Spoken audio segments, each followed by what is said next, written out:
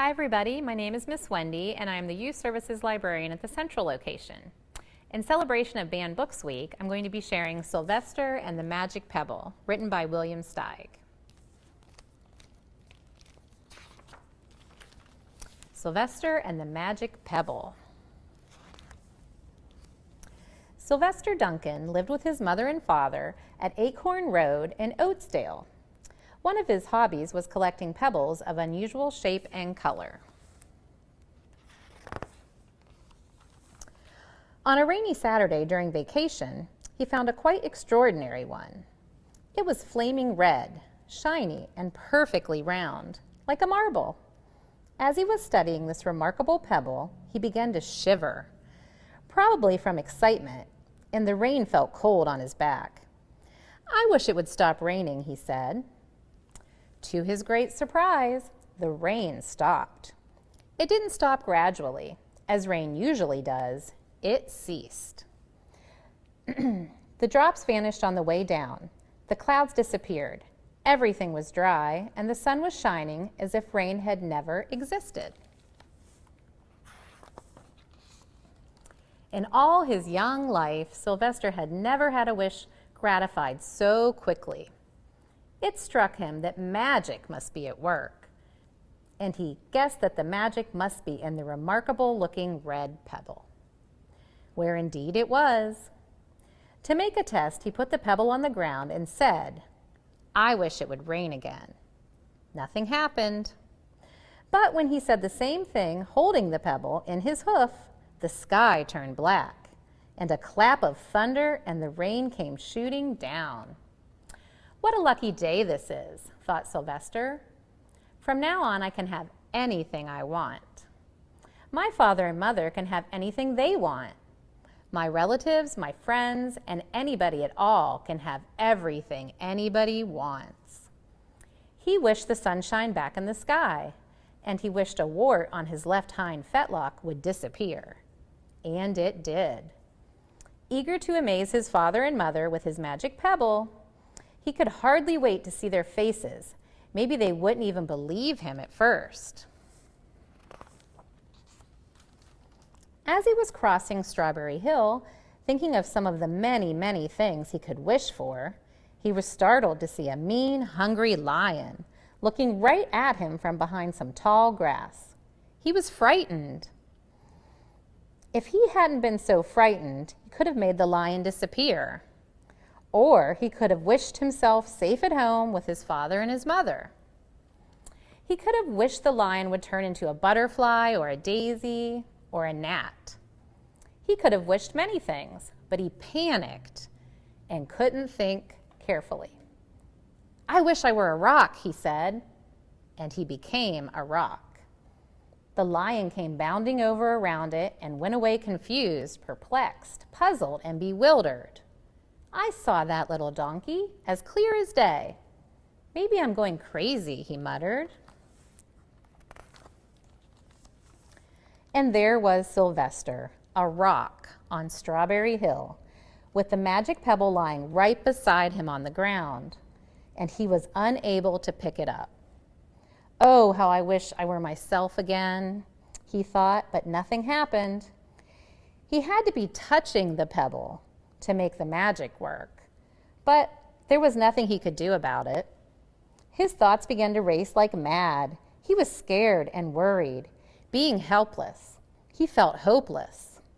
He imagined all the possibilities, and eventually he realized that his only chance of becoming himself again was for someone to find the red pebble and to wish that the rock next to it would be a donkey.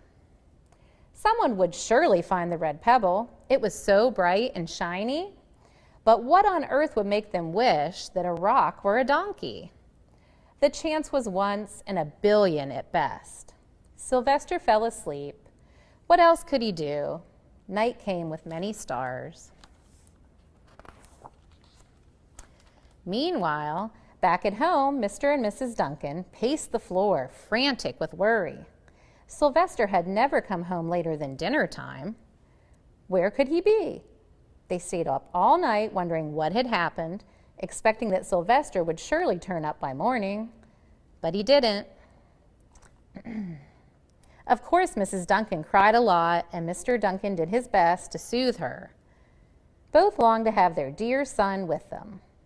"I will never scold Sylvester again as long as I live," said Mrs. Duncan, "no matter what he does." At dawn, they went about inquiring of all of the neighbors. They talked to all the children, the puppies, the kittens, the colts, and the piglets. No one had seen Sylvester since the day before yesterday. They went to the police. The police could not find their child. All the dogs in Oatsdale went searching for him. They sniffed behind every rock and tree and blade of grass, into every nook and gully of the neighborhood and beyond, but found not a scent of him. They sniffed the rock on Strawberry Hill, but it smelled like a rock. It didn't smell like Sylvester. After a month of searching the same places over and over again and inquiring of the same animals over and over again, Mr. and Mrs. Duncan no longer knew what to do. They concluded that something dreadful must have happened and that they would probably never see their son again, though all the time he was less than a mile away. They tried their best to be happy, to go about their usual ways, but their usual ways included Sylvester, and they were always reminded of him. They were miserable. Life had no meaning for them anymore. Night followed day, and day followed night, over and over again. Sylvester on the hill woke up less and less often. When he was awake, he was only hopeless and unhappy. He felt he would be a rock forever, and he tried to get used to it. He went into an endless sleep, and the days grew colder. Fall came with the leaves changing color, and then the leaves fell, and the grass bent to the ground. Then the snows melted, the earth warmed up in the spring sun, and things budded. Leaves were on the trees again, and flowers showed their young faces. One day in May, Mr. Duncan insisted that his wife go with him on a picnic. "Let's cheer up," he said. "Let us try to live again and be happy, even though Sylvester, our angel, is no longer with us." They went to Strawberry Hill. Mrs. Duncan sat down on the rock. The warmth of his own mother sitting on him woke Sylvester up from the deep winter sleep. How he had wanted to shout, "Mother, Father, it's me, Sylvester, I'm right here." But he couldn't talk. He had no voice. He was stone dumb. Mr. Duncan walked aimlessly about while Mrs. Duncan set out the picnic food on the rock. Alfalfa sandwiches, pickled oats, sassafras salad, Timothy compote. Suddenly Mr. Duncan saw the red pebble. "What a fantastic pebble," he said. Sylvester would have loved it for his collection. He put the pebble on the rock. They sat down to eat. Sylvester was now as wide awake as a donkey that was a rock could possibly be. Mrs. Duncan felt some mysterious excitement. "You know, Father," she said suddenly, "I have the strangest feeling that our dear Sylvester is still alive and not far away." I am, Sylvester wanted to shout, but he couldn't. If only he had realized that the pebble resting on his back was the magic pebble. "Oh, how I wish he were here with us on this lovely May day," said Mrs. Duncan. Mr. Duncan looked sadly at the ground. "Don't you wish it too, Father?" she said. He looked at her as if to say, "How can you ask such a question?" Mr. and Mrs. Duncan looked at each other with great sorrow. "I wish I were myself again. I wish I were my real self again," thought Sylvester.